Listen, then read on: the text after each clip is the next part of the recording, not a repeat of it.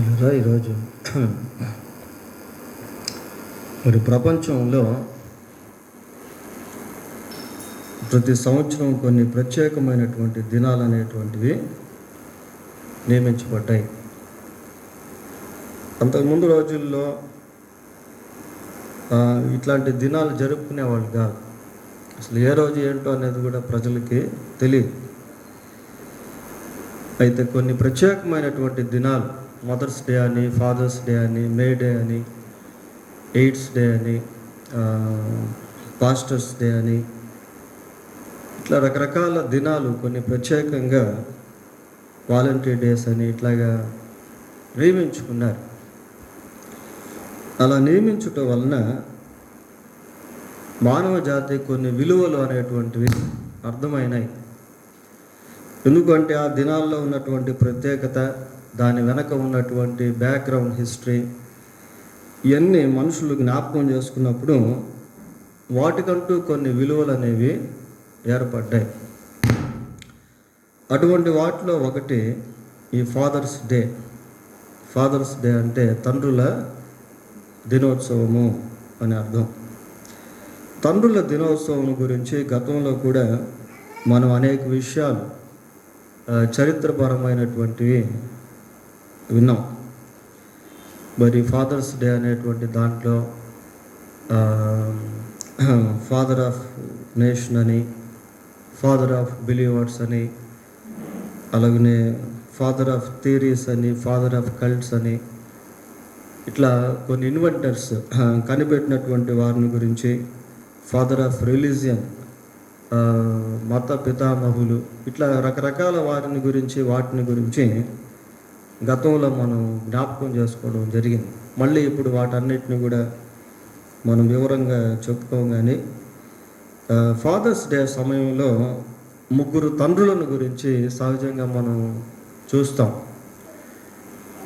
మొదటిది భౌతిక సంబంధమైన తండ్రి, రెండవ వ్యక్తి ఆత్మ సంబంధమైన తండ్రి, మూడవ వ్యక్తి పరలోక సంబంధమైన తండ్రి. వీరిని గురించి కూడా గత దినాల్లో మనం జ్ఞాపకం చేసుకున్నాం.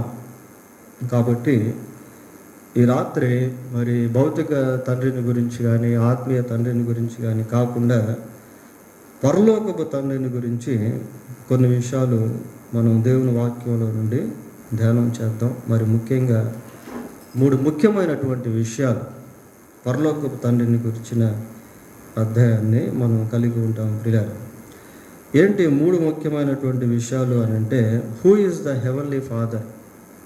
పరలోకపు తండ్రి అంటే ఎవరు? రెండవది, how he becomes our father? ఆయన మనకు తండ్రి ఎలాగయ్యాడు? మూడవది, what are the connections that we have with our heavenly father? మన పరలోకపు తండ్రితో మనకున్న అనుసంధాన సంబంధాలు ఏంటి? ఈ 3 విషయాలు మనం ఈరోజు ధ్యానం చేయబోతున్నాం. ప్రియులారా, పరలోకపు తండ్రి అంటే ఎవరు? ఒకటి. రెండవది, ఆయన మనకు తండ్రి ఎలాగయ్యాడు? మూడవది, ఆయనతో మనకున్న సంబంధాలు ఏంటి? ఈ 3 విషయాలు ఈ రాత్రి దేవుని వాక్యంలో మనము ధ్యానం చేద్దాం. మొదటిగా, who is the heavenly father? అసలు పరలోకపు తండ్రి అంటే ఎవరు అనేది మనకు అర్థం కావాలి. ఒకసారి చూడండి, ప్రకటన గ్రంథం 10వ అధ్యాయము, ప్రకటన గ్రంథం 10వ అధ్యాయము 6వ వచనాన్ని చదువుకుందాం.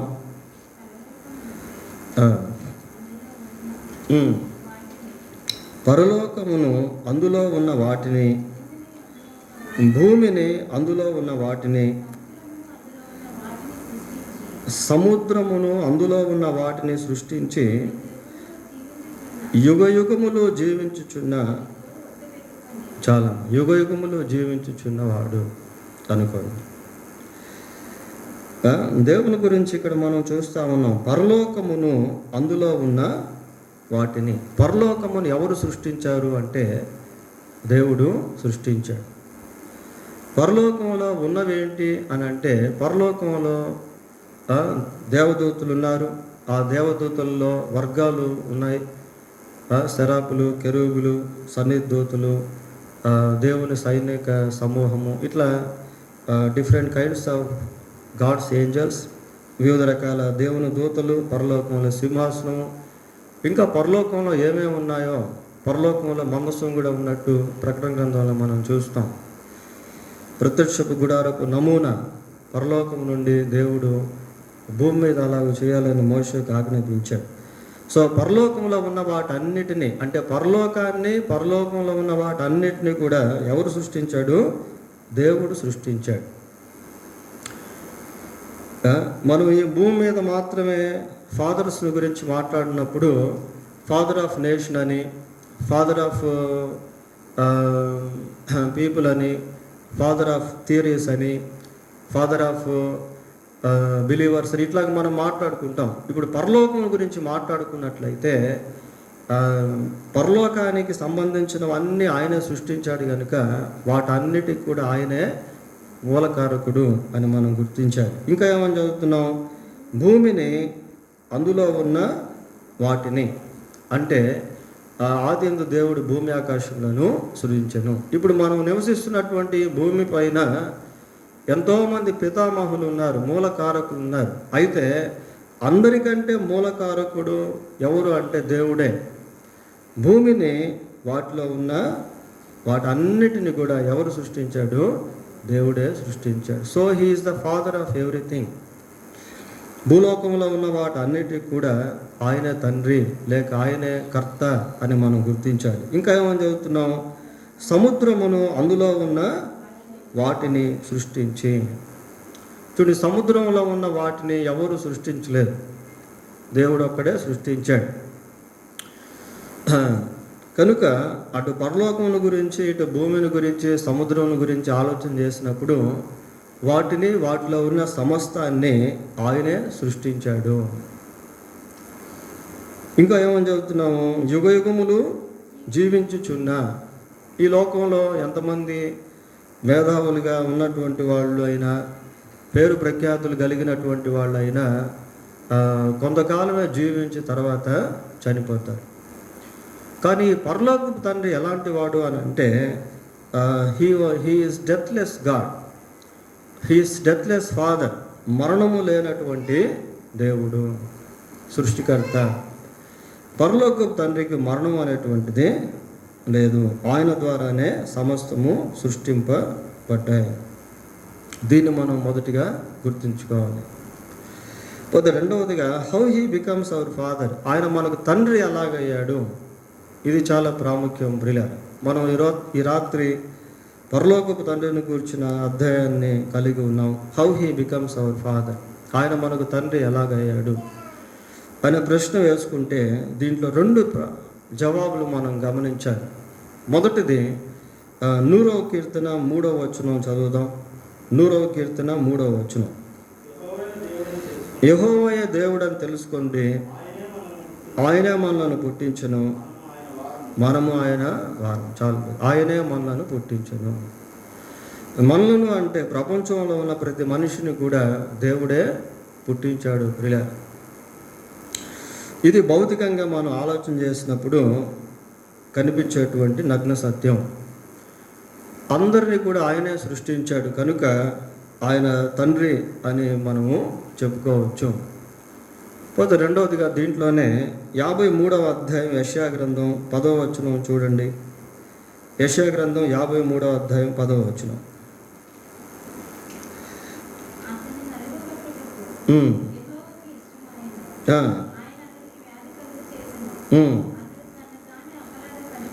ఇక్కడ మనం కాస్త ఆగి ఆలోచన చేద్దాం ప్రియులారా. అతడు తను తానే అపరాధ పరిహారార్థ బలి చేయగా అతని సంతానము చూచును. ఆయన తనకు తానే అపరాధ పరిహారార్థ బలి చేయగా ఆయన సంతానము చూచును.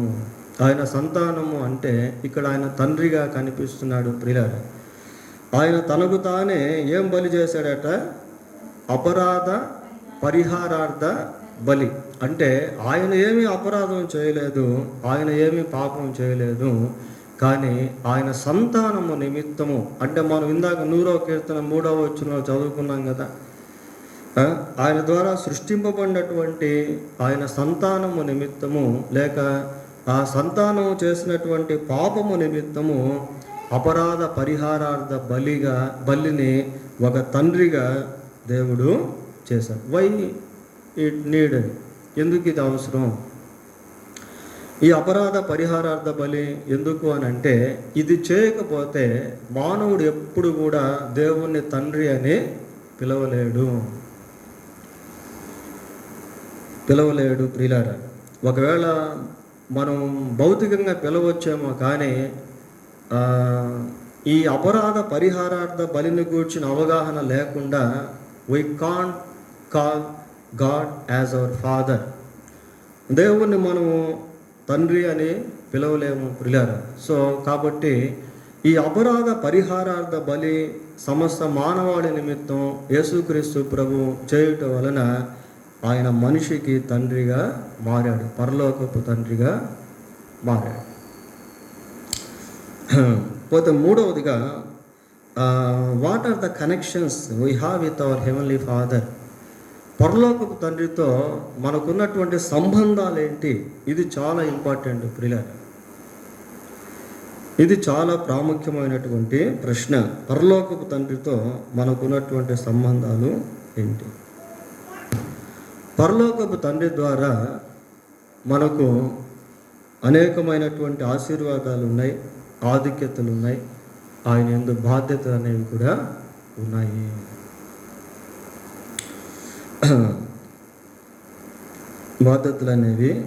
మొట్టమొదటిగా పరలోకపు తండ్రిని కూర్చున్నటువంటి గ్రహింపు మనకు రాకపోతే, పరలోకంలో ఉన్నటువంటి తండ్రి మనకు తండ్రిగా మనం కలిగి ఉండలేము ప్రియులారా.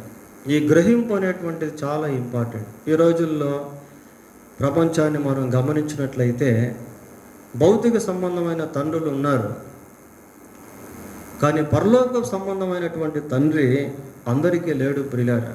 ఎందుకు అంటే, అందరికీ పరలోక సంబంధమైనటువంటి తండ్రిని గూర్చిన గ్రహింపు అనేది లేదు. చూడండి, కొరింథీయులకు రాసిన మొదటి పత్రిక 8వ అధ్యాయము 6-7 వచనాలు చదువుదాం. 8వ అధ్యాయము 6-7 వచనాలు. ఆకాశమందైనను భూమి మీదైనను దేవతలు అనబడినవి ఉన్నను మనకు ఒక్కడే దేవుడున్నాడు. దేవతలు అనబడినవి ప్రియులారా. అనబడినవి అంటే మనుషులు ఆ విధంగా అనుకున్నారు. ఆకాశంలో ఉన్న సూర్యుడిని, ఆకాశంలో ఉన్న చంద్రుణ్ణి, నక్షత్రాలను, మేఘాలను, వర్షమును, గాలిని, వెలుతురును దేవతలుగా పిలుస్తూ ఉన్నారు, అనుకున్నారు. భూమి మీద అనేకమైనటువంటి వాటికి పేర్లు పెట్టి వాటిని దేవతలుగా మనుషులు భావించారు. అంటూ మనకు ఒక్కడే దేవుడున్నాడు. ఆయన ఎవరై ఉన్నారు? తండ్రి. ఆయన నుండి సమస్తము కలిగిన, ఇందాక మనం చూసాం కదా ప్రకటన గ్రంథం 10వ అధ్యాయంలో, సమస్తము ఆయన ద్వారానే కలిగింది. ఆయన నిమిత్తము మనమున్నాము, మరియు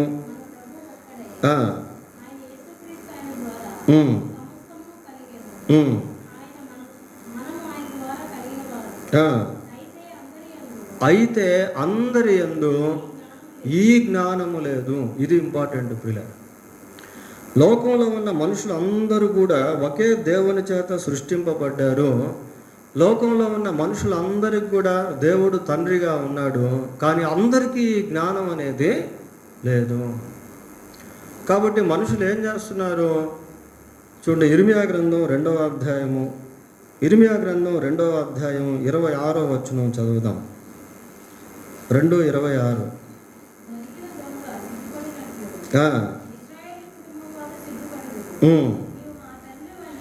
నీవు మా తండ్రి అని మ్రానుతోనూ నీవే నన్ను పుట్టించితివని రాతితోనూ చెప్పుచు వారును వారి రాజులను, వారి అధిపతులను, వారి యాజకులను, వారి ప్రవక్తలను అవమానం. రాతితో మ్రానుతో ఏమని చెప్తున్నారట? నీవే మా తండ్రివి. ప్రియులారా, ఈ రోజుల్లో కూడా ప్రజల్లో దేవుడు వారికి తండ్రి అని, వారు ఆయన ద్వారా సృష్టింపబడ్డారు అని, వారి తండ్రి పరలోకంలో ఉన్నాడు అని ఈ జ్ఞానము అందరికి కూడా లేదు, ఈ గ్రహింపు అందరికి కూడా లేదు. కనుక పరలోకపు తండ్రిని కూర్చున్న గ్రహింపు లేకుండా మనిషి పరలోకంలో తనకంటూ ఒక తండ్రి ఉన్నాడు అని విశ్వసించలేడు ప్రియులారా. So understanding about the heavenly father is most important to every person who is on this earth. ఈ భూమి మీద ఉన్నటువంటి ప్రతి వ్యక్తికి పరలోక సంబంధమైన తండ్రిని కూర్చున్న గ్రహింపు పొందుకొనుట చాలా అవసరం. Without having a relationship with our Heavenly Father, we can't have a fellowship with Him. పరలోకములో ఉన్న తండ్రితో మనకు సంబంధం లేకుండా ఆయనతో సహవాసం అనేది మనము చేయలేము. కాబట్టి ఆ సంబంధాన్ని మొట్టమొదటిగా మనం కట్టుకోవాలి. లోకములో అందరూ పాపం చేశారు ప్రియులారా. కాబట్టి పరలోకపు తండ్రితో ఉన్నటువంటి ఆ సంబంధాలు అన్నీ కూడా కట్ ఆఫ్ అయిపోయినాయి. తప్పిపోయిన కుమారుడు తిరిగి తండ్రి దగ్గరికి వచ్చినప్పుడు ఒక మాట అనాలనుకుంటాడు. ఏమనాలనుకుంటాడంటే, నేను పరలోకమునకును నీకును విరోధముగా పాపం చేసి తిని గనుక ఇక మీదట కుమారుడిని అనిపించుకుంటకు యోగ్యుడను కాదు. నేను పరలోకానికి నీకు విరోధంగా పాపం చేశాను, కాబట్టి ఇక మీదట నేను కుమారుడిని పిలువబట్టుకు యోగ్యుడు కాదు. కనుక పాపం చేసిన ప్రతి వ్యక్తి దేవునికి కుమారుడుగా కుమార్తెగా లేరు ప్రియులారా. మళ్ళీ వాళ్ళు ఆ రిలేషన్షిప్ అనేది కలుపుకోవాలి. How can we connect our relationship with our heavenly father? పరలోకపు తండ్రితో మన సంబంధాన్ని ఏ విధంగా మళ్ళీ తిరిగి కలుపుకోవాలి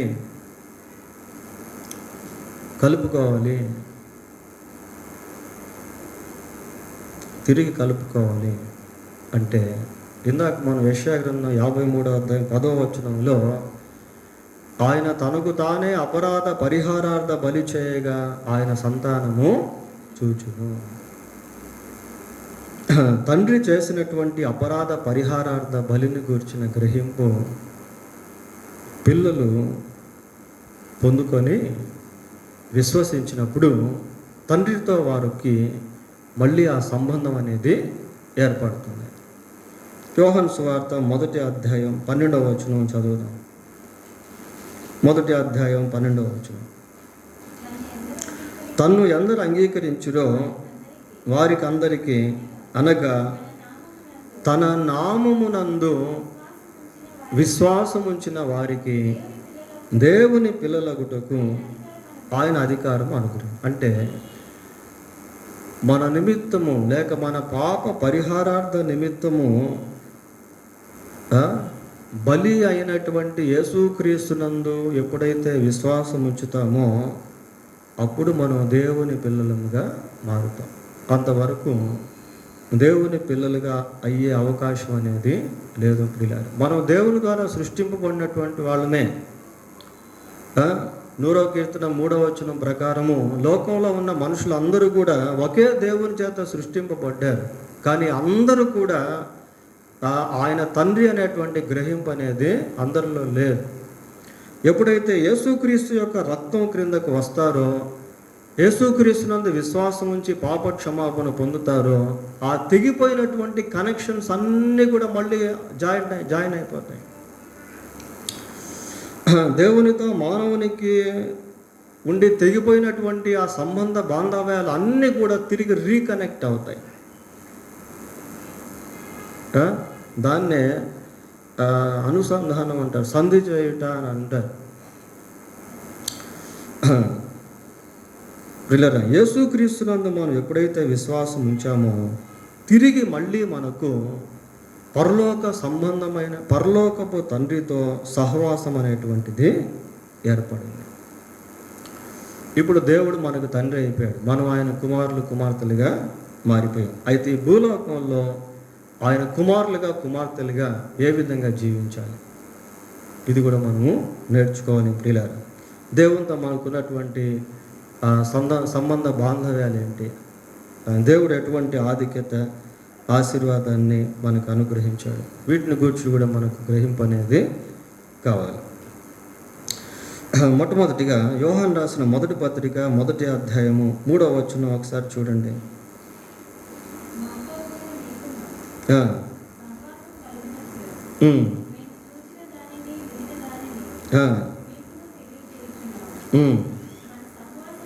మన సహవాసం అయితే తండ్రితో కూడాను ఆయన కుమారుడైన యేసుక్రీస్తుతో కూడాను ఉన్నది. ఇక్కడ ఒక సహవాసమును గురించి మాట్లాడుతున్నాడు ప్రియులారా. మన సహవాసం అయితే తండ్రితోనూ ఆయన కుమారుడైన యేసుక్రీస్తుతో కూడాను ఉన్నది. ఒక ఫెలోషిప్ ఏర్పడింది.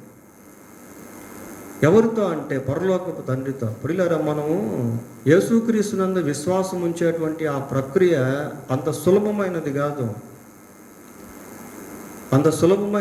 దాని వెనక దేవుడు బలంగా కార్యం చేశాడు కనుక మనం విశ్వసించాం.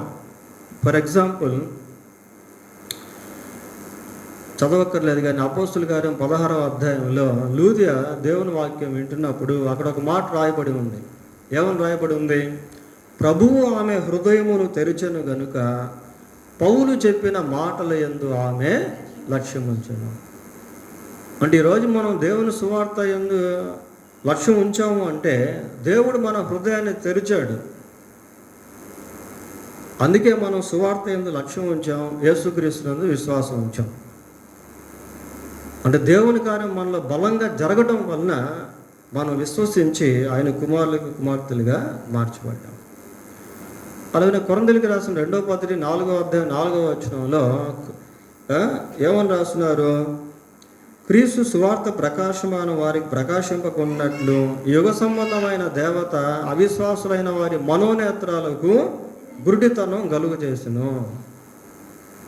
కాబట్టి సైతాను మనోనేత్రాలను మూసేయడం వలన సువార్త ప్రకటిస్తూ ఉన్నప్పటికీ ఆ ప్రకటించే సువార్తను ప్రజలు గ్రహించలేనటువంటి స్థితిలో ఉన్నారు.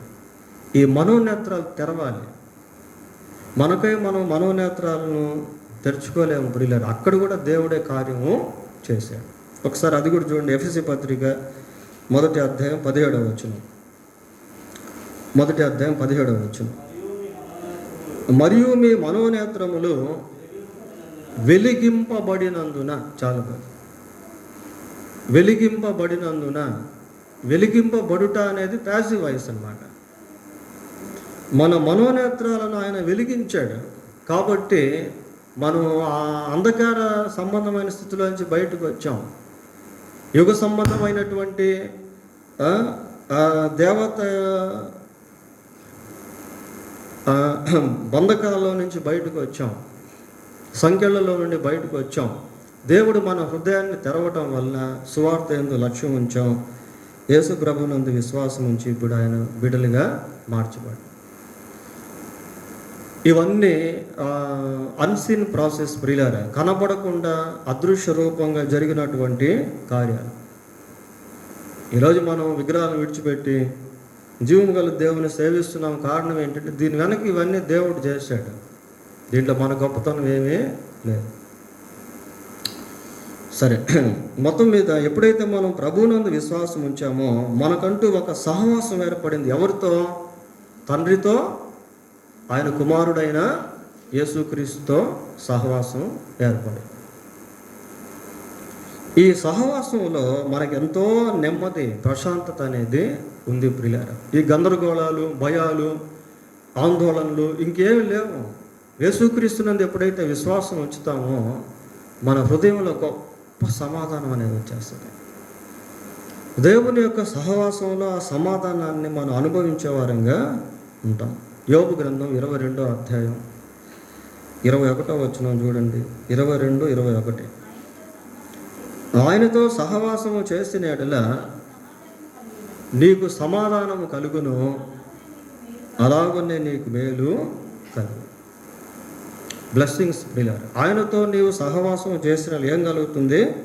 సమాధానం వచ్చేసింది, సమాధానం కలిగింది ప్రియులారా. అలాగనే నీకు మేలు కలుగు. ఎన్ని ఆశీర్వాదాలు, ఎన్ని మేలులో, ఎంత కాపుదలో, ఎంత భద్రతో దేవుని యందు మనకి ఇవ్వబడింది. ఎందుకంటే ఇప్పుడు మనం ఆయన కుమారులుగా కుమార్తెలుగా మార్చబడ్డాం కనుక ఆయన మనల్ని కంటికి రెప్పలాగా చూసుకుంటా ఉంటాడు. తరువాత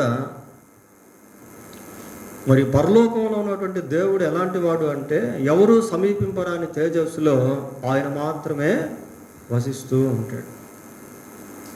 అటువంటి దేవునితో మనం సంభాషించేటువంటి గొప్ప ఆధిక్యతను దేవుడు మనకు అనుగ్రహించాడు. మత్తయి సువార్త 6వ అధ్యాయం 9వ వచనం చదవండి. 6:9.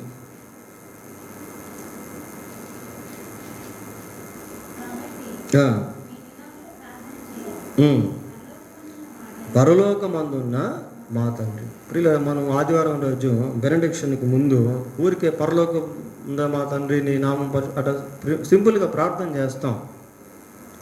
కానీ వాస్తవానికి అది చాలా శ్రేష్టమైనటువంటి ప్రార్థన.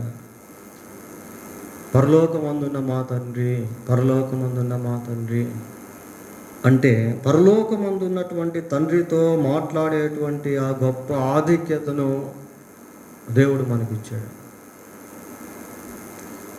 దేవుడు మనకిచ్చాడు ప్రియులారా. ప్రార్థన చేయడం అనేది గొప్ప ఆధిక్యత, అది చిన్న చిత్తమైనది కాదు. అంటే సృష్టికర్త అయిన దేవునితో మాట్లాడడం. ఎట్లాంటి సృష్టికర్త మనం ఇందాక ప్రకటన 10వ అధ్యాయంలో చూసాం. అటువంటి సృష్టికర్తతో మాట్లాడడం అనేది అది చిన్న విషయము కాదు. పరలోకమందున మా తండ్రి. ప్రియులారా, దేవునితో సంభాషించేటువంటి ఆ గొప్ప భాగ్యాన్ని దేవుడు మనకిచ్చాడు. 30వ కీర్తన 2వ వచనం చదవండి. 30వ కీర్తన 2వ వచనం.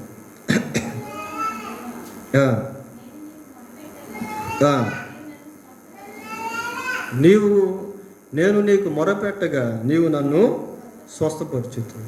ప్రియులారా, ఎన్నిసార్లు దేవుడు మన ప్రార్థన విని మనకు ఆయా విధాలుగా జవాబిచ్చాడు, స్వస్థతలు ఇచ్చాడు, విడుదల ఇచ్చాడు, నెమ్మదినిచ్చాడు, సంతోషం ఇచ్చాడు, సమాధానం ఇచ్చాడు. మరణశయ్య పైన ఉన్నప్పుడు దేవుడు ఎంత ఆదరించాడు, బలపరిచాడు. కష్ట సుఖాల్లో, కష్ట దుఃఖాల్లో, బాధల్లో, వేదనల్లో దేవుడు మనల్ని ఆదరిస్తూ ఉన్నాడు. అటువంటి సమయంలో మనం ఏం చేస్తామంటే ప్రార్థన చేస్తూ ఉంటాం. అంటే పరలోకమందు ఉన్నటువంటి తండ్రితో మనకు ఒక రిలేషన్ ఏర్పడింది కనుక మనం యేసుక్రీస్తు నామంలో చేసేటువంటి ప్రార్థన దేవుడు ఆలకిస్తూ ఉన్నాడు. యేసయ్య అన్నాడు, నా నామంలో ఏది అడిగినా నేను చేస్తాను. I will do what ever you ask in my name. తరువాత ఇప్పుడు పరలోకపు తండ్రితో ఉన్న రిలేషన్షిప్స్ మనం పరిశీలిస్తూ ఉన్నాం. మత్తయి సువార్త 6వ అధ్యాయం 26వ వచనం చదవండి. 6:26.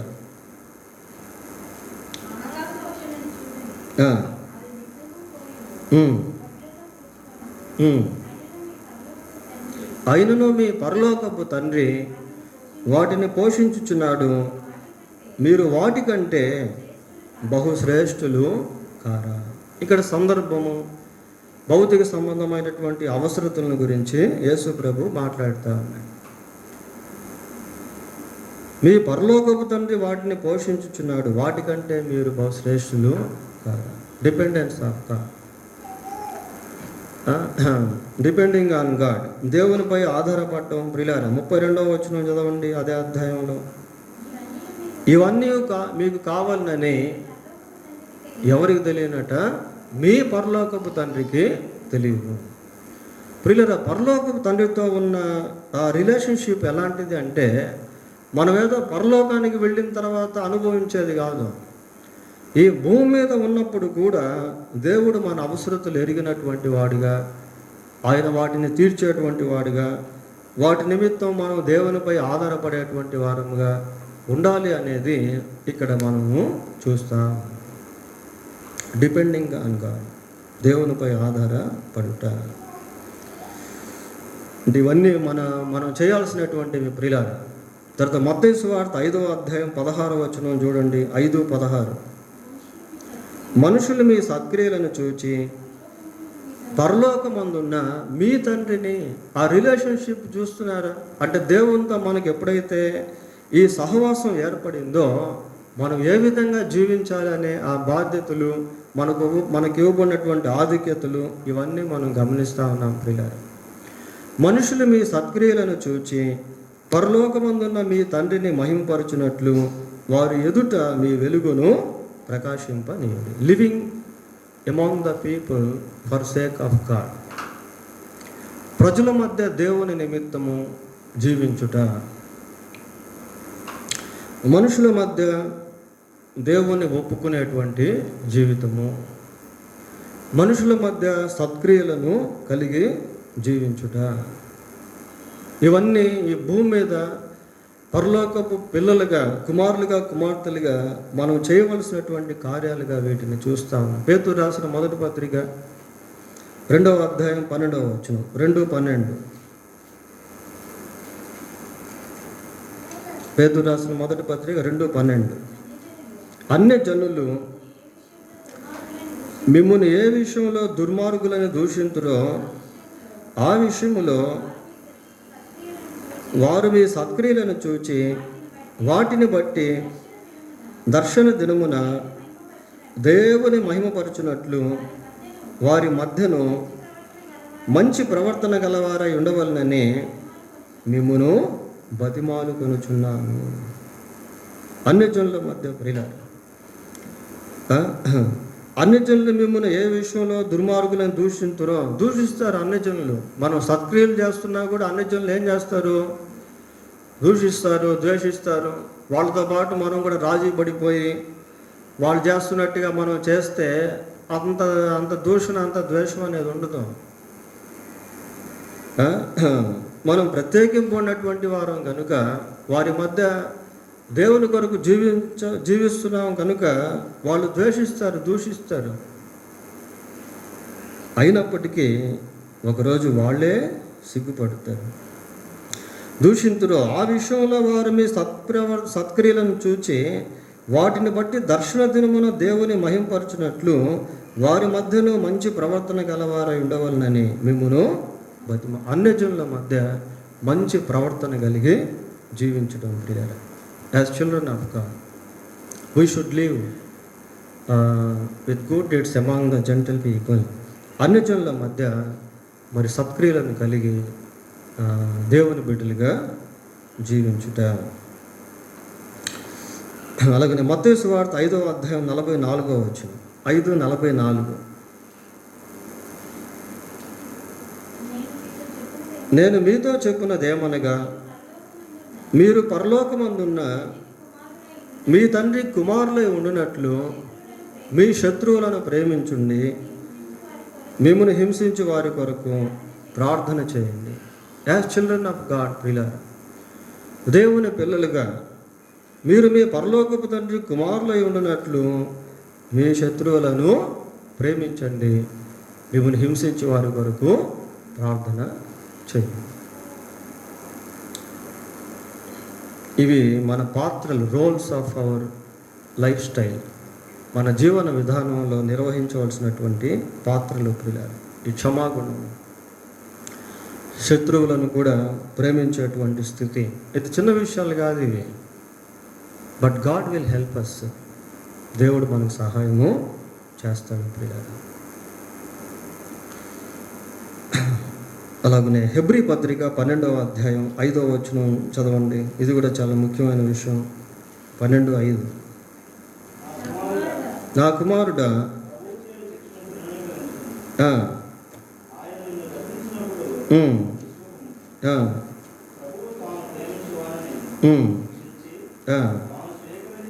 తాను స్వీకరించు ప్రతి కుమారుని దండించును.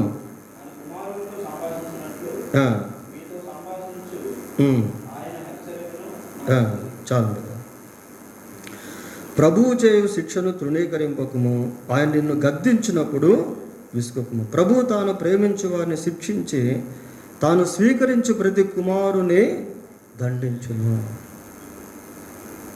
ప్రియులారా, మనం యేసుక్రీస్తుని రక్షకుడిగా అంగీకరించిన తర్వాత దేవుని కుమారులుగా కుమార్తెలుగా మార్చబడ్డాం.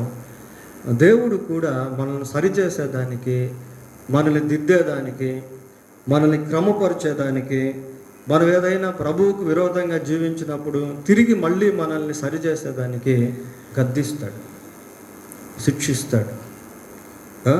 అటువంటి సమయంలో వాటిని మనము స్వీకరించే వారంగా ఉండాలని ఇక్కడ చూస్తూ ఉన్నాం. ప్రియులారా, శిక్షాఫలం ఇంకా కింద మనం చదివినట్లయితే ఆ కింద చూడండి, 9వ వచనం 8వ వచనం చదవండి.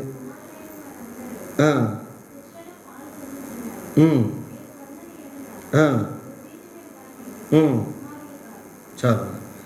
అలా మాట్లాడుతూ కిందకు వచ్చేసరికి ఏమంటున్నాడంటే, అట్లయితే ఆత్మలకు తండ్రి అయిన వానికి మరి ఎక్కువగా లోబడి బ్రతకవలెను కదా. కనుక మనం దేవుని బిడ్డలుగా మారిన తర్వాత పరలోకపు తండ్రి ద్వారా మనం గద్దించబడే వారంగా ఉంటాం, శిక్షించబడే వారంగా ఉంటాం, దిద్దపడేటువంటి వారంగా ఉంటాం, క్రమశిక్షణలో పెట్టబడేటువంటి వారంగా ఉంటాం. వీటన్నిటిని మనం తీసుకోవాలి. చాలాసార్లు దేవుని ఆశీర్వాదాన్ని మనం కోరుకుంటాం, కానీ దేవుని గద్దింపుని మనం కోరుకోం. ప్రియులారా, బైబిల్ని పరిశీలన చేసినప్పుడు ఎంతోమంది దేవుని చేత గద్దించబడ్డారు. దావీదు దేవునికి విరోధంగా జీవించినప్పుడు నాతాను ప్రవక్త చేత గద్దించబడి సరి చేసుకున్నాడు. పేతురును ఎన్నో మార్లు యేసుక్రీస్తు ప్రభు గద్దించాడు. సౌలును దేవుడు గద్దించాడు. ప్రవక్తలను దేవుడు, రాజులను దేవుడు గద్దించాడు. కనుక దేవుని ద్వారా గద్దింపులు, శిక్షలు, వీటిని కూడా మనం స్వీకరించే వారంగా ఉండాలి. అయితే ఇవి ఎలాంటివి అంటే, ఆయన గాయపరచును, ఆయన చేతులే స్వస్థపరచును అనే విధంగా ఉంటాయి. కొన్నిసార్లు మనం దేవునికి నమ్మకంగా జీవిస్తూ ఉన్నా కూడా ఎక్కడో దగ్గర ఏదో ఒక వ్యాధి, ఏదో ఒక బాధ, ఏదో ఒక శ్రమ కలుగుతూ ఉంటుంది. ప్రియులారా, అయితే దాని వెనక కూడా దేవుని ప్రేమ అనేది ఉంది. దేవుడు మనల్ని ఆ రీతిగా క్షమించాడు, సరిచేశాడు, శిక్షించి తిరిగి మళ్ళీ మనల్ని సరైన మార్గంలోకి పెట్టాడు అన్న విషయాలు మనం గుర్తించాలి. తర్వాత మత్తయి సువార్త 18వ అధ్యాయము 14వ వచనం ఒకసారి చూడండి. 18:14. అలాగుననే ఈ చిన్నవారిలో ఒకడైనను నశించుట పరలోకమందున్న మీ తండ్రి చిత్తము కాదు. ఒకడైనా నశించుట మీ తండ్రి చిత్తము కాదు. ఈ చిన్నవారిలో ఒకడైనా నశించుట పరలోకమందున్న మీ తండ్రి చిత్తము కాదు. ఇది కూడా మనం గుర్తించాలి ప్రియులారా, దీన్ని కూడా మనం తెలుసుకోవాలి. చిన్నవారిలో ఒకడైనా నశించుట దేవుని చిత్తము కాదు. అక్కడ సందర్భం ఏంటి అంటే చూడండి, 6వ వచనం చదవండి. నా యందు విశ్వాసముంచు ఈ చిన్నవారిలో ఒకరిని అభ్యంతరపరచువాడెవడో. చాలా.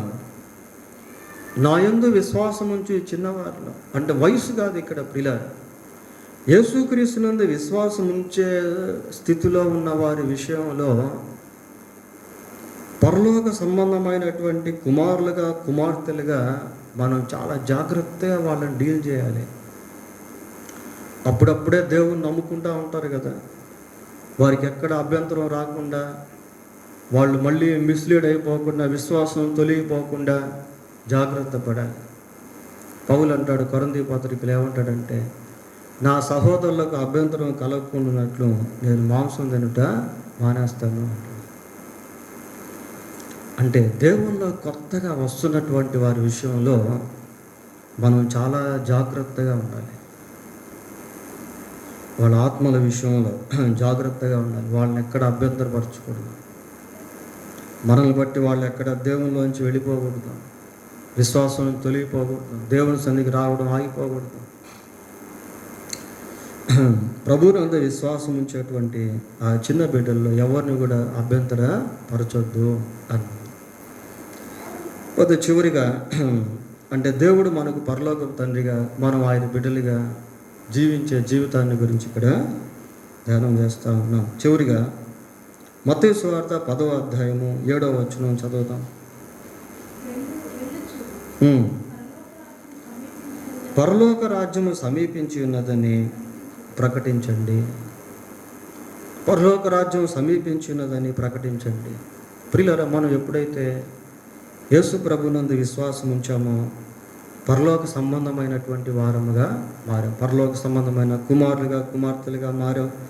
పరలోకంలో ఉన్న దేవుణ్ణి పరలోకమందున మా తండ్రి అని పిలుస్తున్నాం. అదే సమయంలో మనం ఏం చేయాలంటే ఆ పరలోకం గురించి మనం ప్రకటించేటువంటి వారంగా ఉండాలి.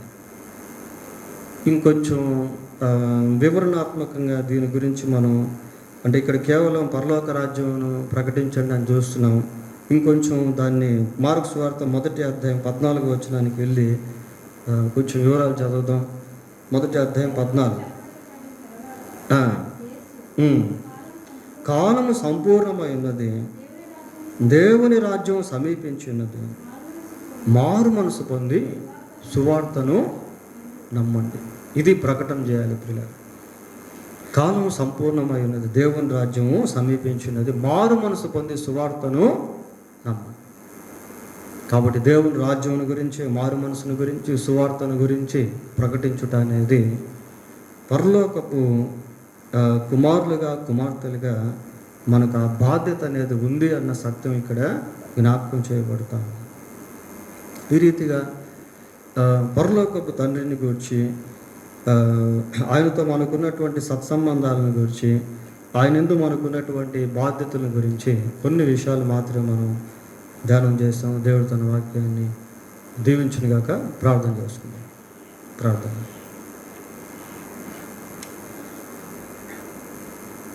పరిశుద్ధుడైన మా తండ్రి, మీకు వందనాలు, స్తోత్రాలు. ఈ తండ్రుల దినోత్సవం అందు పరలోకపు తండ్రి అయిన మిమ్ముని గురించి కొన్ని విషయాలు ధ్యానం చేశాం. ఈ ధ్యాన భాగము మాకందరికీ ఆశీర్వాదకరంగా ఉండినట్లు మీరే దయతో కనికరించి సహాయం చేయమని మా రక్షకుడైన యేసుక్రీస్తు పరిశుద్ధమైన నామంలో ప్రార్థన చేస్తున్నాము తండ్రి. ఆమేన్. పిల్లలు అందరూ లేచి నిలబడి పాట పాడుతుండగా మరి ఆఫరింగ్స్ వస్తాయి.